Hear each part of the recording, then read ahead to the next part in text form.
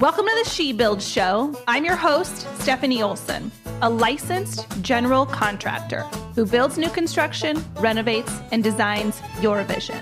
Today, more than ever, we need raw, authentic women who are willing to rise above society's norms, break those glass ceilings, and encourage each other to boldly build the life we were meant to live. So, honey, what are you building? All right, welcome to the She Builds Show. I have an incredible guest today. Her name is Chloe Smith, and she is the creator, founder of Mercator AI. Welcome to the show. Thank you so much, Stephanie. Thank you for having me. Of course. Okay, so tell us a little bit about who you are, and just tell me where you live. Let's start there. Where do you live? I live in Calgary, Alberta, Canada, of all places. Cool. That's awesome. Or just little mountain city. It is. What's the weather like there right now? Our weather turned drastic. Funny. Is it? You'd be fooled that it's summer over here. Yeah. One of the only places in the world that gets Chinooks. So we get Chinook arches. So in the middle of the winter, we'll get a 30 degrees Celsius difference one day to the next. It's a very bizarre place to live. It's quite lovely. What does that even mean? I've never even heard of that word. A Chinook arch is, oh my gosh, you're going to put me on the spot for something I should have no business talking about. Basically, a weather phenomenon. A weather phenomenon. Wonder why you can see a big arch. Yeah. Tell me what Mercator AI is, just because I know it has to do with the billion industry and obviously has to do with artificial intelligence. So give me, if I was a dum-dum and knew nothing about this, explain it to me in super easy terms. Yeah, absolutely. Absolutely. So what we do is we map the life cycle of a plot of land so that we can give our business developers, whether they're general contractors or real estate brokers or building product manufacturers, the ability to detect early project signals before they're full-fledged projects that are going out to bid. And so how do you do that? A variety of different ways. So part of that is our artificial intelligence that we bring into how we process our data. But a lot of it actually comes from my background. So my background's in data strategy, working in marketing and advertising, actually working on consumer products for most of my career, where we were able to really take a lot of the data exhaust that us as consumers, as individuals, create throughout our buying journey and stitching all that together to determine, okay, well, what are they doing before they purchase? What are they doing after they purchase? And we took that concept to the business development team to try and understand what's happening outside of organizations, outside of the BI, the business intelligence that they create internally about, analyzing their own data, the data that they produce, right? Being able to understand, well, what's happening outside our business, what's happening in the external data that gets produced. And so we've taken that concept to construction where we're saying, okay, there's all kinds of data exhaust getting created along the life cycle of a plot of land. So from a land transaction all the way through to leasing and then tenant improvements and then people occupying the building and the state of that building over time. And so we've taken that approach, that consumer approach, and we've applied it here where we're able to look at data that's coming in from the city or regulatory boards or privatized entities that we work with or data aggregators that we work with or even scrape data that we pull and stitch together what is the story that's happening in the market. And that's really what our artificial intelligence does underneath the surface, is stitch all of that together and determine, okay, what data is related to itself or related to a specific project, who's working on that project, who might be working with who. And as a result, we can build really extensive knowledge graphs about what's happening in the industry. Wow, that's a lot. So who would be somebody that would use this information? Who does this information apply to? Because I'm thinking I would not, me, little tiny contractor, this would not apply. Am I correct? I mean, typically, so we target companies that are either on kind of the larger to enterprise level size, general contractor, real estate firm, engineering firm, building product manufacturer. Or we can also target kind of the mid-sized companies as well. So is the purpose to, if I were a larger company and I was, D.R. Horton and I wanted to go and all I do is develop land and build houses and sell subdivisions, is that somebody that this would apply to? So we don't target developers yet. Okay. Right? We general contractors, building product manufacturers, engineering firms, real estate brokers, primarily the stakeholders that interact with building something or getting something built. And then in a general contractor realm, I'm just trying to like, how do I like connect the dots of what you do to like real life? That's what I'm trying to like get to. The thing of it is, you're a business developer, right? And your job is you spend all day researching and trying to find what's going to happen next, right? What's my next project? Right now, you do that. You might use bidding tools, which are a perfectly fine way to find a project that's in the bidding phase. But really, oftentimes, you're trying to find stuff that's in conception. You're trying to find stuff that hasn't even, hit the bidding phase yet. It's like in a real estate market, you could apply it to like finding off market deals. Correct. Yeah, totally. Okay. So it's not like it's not in the consumer stage yet or out to bid. Yeah. Because most general contractors that are going to do public works or, state federal contracts, like they're just consuming the RFIs that are going out to bid. And you're trying to find projects that maybe like a land, deed was sold or something, or some sort of permit by some entity has been applied for. Is that kind of what the AI does?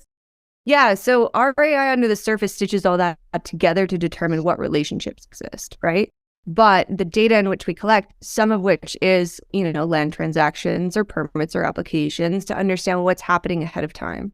Now, one of the challenges that we have is that in the industry is that public projects are made available to, the public, right? They're quite openly known.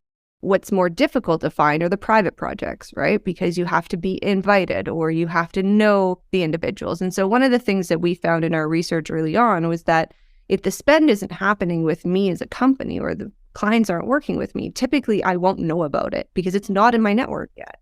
And so how do I get ahead of that? How do I take the whole 4 to 6 years it takes me to, establish myself in a new market, or especially with the issue that we're dealing with now, which is the generational gap that we're coming up against, where we have a whole bunch of folks moving out of industry with their networks. And as a challenge, we've got new folks coming up in the industry who don't have extensive networks, not to mention that there's also additional players in industry now. So it's much broader of a group to know. How are you supposed to find out about those projects, or how about those private projects that are happening outside your network? That's where Mercator really comes in, right? Cool. Is we're able to really pinpoint, what stage of a project are you interested in coming in at? Is it early on in the conception phase? Is it once we have designs? Is it once we're starting to develop? And then how can we get you in front of those projects with all the right information, knowing who the stakeholders are, with the, materials that have been created so far, and then ultimately contact details. So you can go and have a productive conversation. It's too many times where our customers are chasing ghosts. You'll often hear like, any lead is a lead for us, or any opportunity is a lead. And that's a challenge because you're going to probably convert maybe 3 to 5% of those. So where's all that wasted time going, right? So this is where we're really trying to work with our business developers to ensure that the time and energy that they spend doing what they do amazingly well in market, which is building relationship and trust, is done with the projects that are actually moving forward. So you're creating leads for businesses. Essentially, that's what we're building today. Like, I'm just trying to, I'm not as smart as you. So I'm like trying to be like, is that like, because you're basically finding the projects and then, and then whoever subscribes to your membership or however you collect payment for it, then you're giving out the leads with the information and the contact information for them to go and execute, potentially being a part of that project. Do I have a grasp on Absolutely. It a little bit? And as an early stage, yeah, absolutely. And as an early stage company, that's the first step that we're taking, right? It's something that our industry immediately needs. It is something that, is quite a pain point that's felt every single day. And as we grow here, we can start taking that knowledge and that information, because we do have coverage over an entire, any geography that we're in, we have entire coverage over all projects, right? So now we can start taking this step into, how do we start looking at this data on aggregate? So how do we start pulling trends from the data? How do we start identifying, what could be happening next? Who could be potentially applying or bidding on this project based off of, historical projects where all of these stakeholders have worked together, right? Mm-hmm. Starting to get into more intense or advanced competitive intelligence, right? Where we're able to understand, okay, well, why are my competitors winning projects that I'm losing, right? What's the differentiator there that I could be using to better inform my business? And then ultimately moving into risk deduction, because at the end of the day, we're all taking risks working with one another. And, the outcome of the project is really dependent on who we work with, right? We're only one piece of the equation. And so that's really where we're driving our product towards, is ultimately spanning opportunity detection or lead detection all the way through to risk detection. Cool. So did you come up with this idea? Like, give me a little bit of background of like how this came about. I think understanding what it does and how it helps. But then like, give me a little bit of your background of like how you got there and where this all came from. Yeah, absolutely. So my background being in data strategy has always had a focus around how do we bring context to the data that we know about our own business, right? So if you think about, the last 10 to 15 years has been really, really pushing this idea of business intelligence. The idea that, we are producing data within our own company. And you probably do it as well, right? You look at your podcast metrics and you determine how well am I doing and, how are things shifting and changing over time, what's working, what's not. But to be able to contextualize that, put that into context against what's happening in your industry with other podcasts, it really helps you understand, okay, am I ahead of the curve? Am I behind? Where do I fit in terms of, the construction podcast world, right? It's the same concept you have with any other company where we're looking at how can we use data that's about telling us how the industry is faring and shaping up to be able to understand how we're doing within it. And so that's where I spent a lot of my time, is helping huge companies, huge consumer brands that you probably use today, understanding how their industry is evolving so that they can determine if how they're evolving internally is fast enough or, to the performance standards they're looking for. A good example of this is if you knew that this year you were going from 10 to 12 in a certain metric, but you knew that the industry was at 100, you'd have a very different story. You'd be celebrating that if you didn't know the industry was at 100. But then if you knew the industry was at 100, you'd think, okay, we're not moving fast enough, right? Mm-hmm. And so we're taking that concept of how do we use the data that gets produced from an industry to determine what the heck is going on with all the other companies in this industry, where is it trending? And then how do we apply that knowledge to our business? And so in marketing and advertising, a lot of that was, we're dropping into a brand new industry. We're airdropping into an industry we know nothing about, right? How do we understand who the competitors are, what the customer voice is, where the gaps exist in the market, where we can build really interesting brand strategies to take a portion of the market share over. And so that's really where my background stems from, is really deep, rich data, and then taking that back to construction. My family's in construction, so I've always been kind of tied to the industry in some capacity.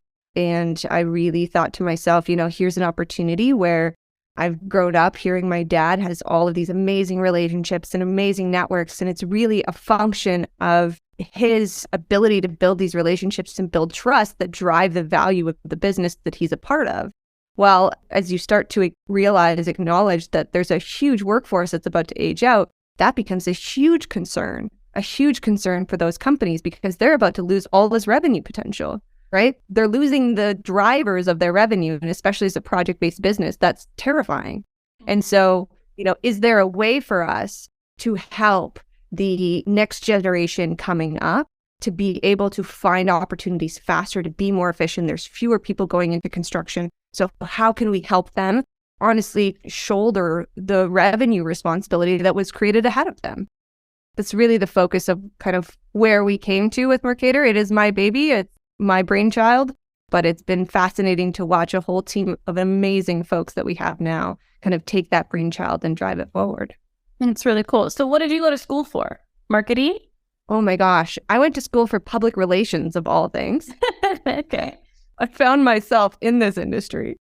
I joined a marketing agency, and one of the questions I asked, one of the things that you do in PR is evaluate the effectiveness of the work you do, right? You need to understand, did we move the needle on brand perception, right? Well, when I joined my first marketing and advertising agency, I realized we didn't know the impact that we were creating. And so I started building up, we were building websites at the time. So, Are you building code and writing code? In some cases, but today, no. No, not today. Today, I don't write code. Okay. Was that part of your journey, like learning that and figuring out? Because I don't know how somebody like goes from having a degree in what you did to like having artificial intelligence. Like to me, there's quite a gap there. Well, I think you got to bring it back to, at the end of the day, you were trying to measure something and there's data that comes from that. And that data journey, you can either stay pretty strategic on it or you can go in depth and start to evaluate or start going down the path of statistics, frankly. And statistics, leapfrogs you all the way to machine learning if you go down that path. And so I knew in my background that I would need a practical understanding of how to build machine learning models and how to manipulate AI in order to be able to lead teams to be able to do that. And so that's something that I ended up spending time in, is learning how to code and learning how to model and building some basic models in order to be able to coach a team of cross-disciplinary individuals to build products based on AI. Cool. So what does your team look like? I think we are at 14. We're hiring quite aggressively, so it's like a number that changes pretty commonly. But would you consider your business like a startup where you have, like venture capitalists investing? Like, are you at that stage? Absolutely. So we're a seed stage startup. Our first round we raised back in April of last year. We raised 1 million Canadian at our pre-seed round. We had some amazing investors join us at that stage. And then most recently, we just raised about 3.75 million USD. So about 5 million Canadian for our seed round. So this will give us about 2 years of runway, 24 months of runway, where we are growing our team right now. We are expanding our product. We are expanding our product across major markets, across the US and Canada. And we're quite aggressively starting to commercialize the tool itself. So last year, January 1st, we launched our minimum viable product. So we've been in market for, no more than, almost a year and a half now. Mm-hmm. What has it been like for you? Because it sounds like you worked for someone else for a period of time and then you kind of launched this on your own. It sounds like those employers or whatever were pretty large. So you got to see, be exposed to possibly venture capitalist scenarios before, is my guess. What has it been like? No, you haven't? Okay. Well, my question is, what was it like for you to go from this big idea to now you've got 14 employees and you owe, you've got $6, $7, $8 million invested into a business and now you're in charge of everybody. What has that been like for you? A learning curve, for sure. It's been a journey, and I think like any baby that you bring to term, and ours isn't even that term yet, but it is something that over time you kind of prepare yourself for and you go through kind of learning cycles and get better. I can certainly say that what I know now is worlds more than what I knew when I started. Would I do a whole bunch of things differently? Yes, absolutely. But that's part of hindsight. I think that one thing that did really helped me to move into this role is having been a former head of innovation and building basically small startup teams where, I had cross-disciplinary teams that I brought together and built a product and was a product manager and a product owner. And so a lot of that's been really helpful. But I can tell you that the first time we decided to raise, I did not know what to do. And I, had to figure it out. And a big part of that was, frankly, reaching out to other CEOs of other companies and saying, okay, what do you like about this investor? You took money from them. Did it turn out? Because the biggest thing that you hear is, you don't want to take money from the wrong people. There's a lot of money out there, but, you don't want to take it from the wrong investors. And so I got to learn a lot about from other people's mistakes of what they wish they would have done differently. And then as a result, kind of formulated my own plan. But I think bravery is a big ingredient to this. And just being able to step out and say, I know nothing about what I'm about to do, but I'm going to go figure it out. Where does that come from? Where does that, do you have a mentor? Is your support system really good? What is it in you that, most people may have an idea and, that could be a very big one and could, call for outside investors. What made you take that leap and not be riddled by the fear that I'm sure you felt? I think, some of it I think is nurture, but I think a lot of it is nature. The ability to just say, to be with the fear, I think, is a big one, and be with uncertainty and be okay with that.